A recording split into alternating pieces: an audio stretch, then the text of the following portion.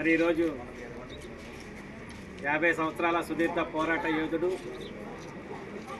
BC సంఘాల జాతీయ అధ్యక్షుడు, రాజ్యసభ సభ్యులు ఆర్ కృష్ణయ్య గారి పిలుపు మేరకు రాష్ట్ర అధ్యక్షులు బోన్ దుర్గా నరేష్ గారి సారథ్యంలో హలో బీసీ చెలో ఢిల్లీ కార్యక్రమాన్ని మరి ఈరోజు ఈ యొక్క పాలకొల్లు నియోజకవర్గం నుంచి మరి ఇక్కడి నుంచి బయలుదేరడం జరుగుతుంది.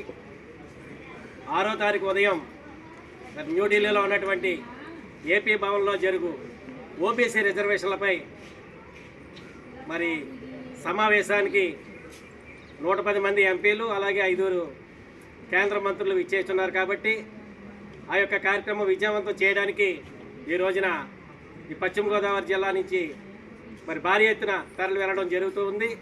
మరి అదేవిధంగా చట్టసభల్లో బీసీలకు 50% రిజర్వేషన్లు కల్పించాలనేటటువంటి సంకల్పం ఏదైతే ఉందో దానికోసం మరి 7వ తారీఖు ఉదయం కేంద్ర మంత్రులందరినీ కూడా కలిసి వినతి పత్రాలు ఇచ్చేటటువంటి కార్యక్రమాన్ని కూడా మరి చేపట్టడం జరిగింది. ముఖ్యంగా జనగణనలో కులగణన జరగాలి. ఈ భారతదేశంలో ఎన్ని కులాలైతే ఉన్నాయో అన్ని కులాలకి కూడా జనాభా ఎంతమంది ఉన్నారనేది లెక్కలు తీస్తే కనుక ప్రతి ఒక్కరికి కూడా న్యాయం జరుగుతుంది.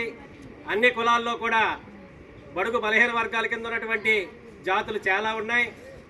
మరి అటువంటి కులాలు వెలుగులోకి రావాలంటే, అటువంటి కుటుంబాలను వెతికి తీయాలంటే జనగణన కంపల్సరీ జరగవలసినటువంటి అంశం.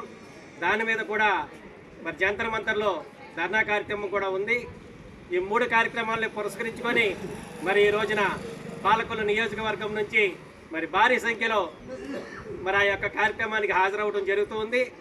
ముఖ్యంగా మరి యొక్క ఆంధ్రప్రదేశ్ రాష్ట్రం నుంచి రాష్ట్ర అధ్యక్షులు బోన్ దుర్గా నరేష్ గారి సారథ్యంలో 500 మందితోటి ఈ యొక్క కార్యక్రమాన్ని ఏర్పాటు చేయడం జరిగింది.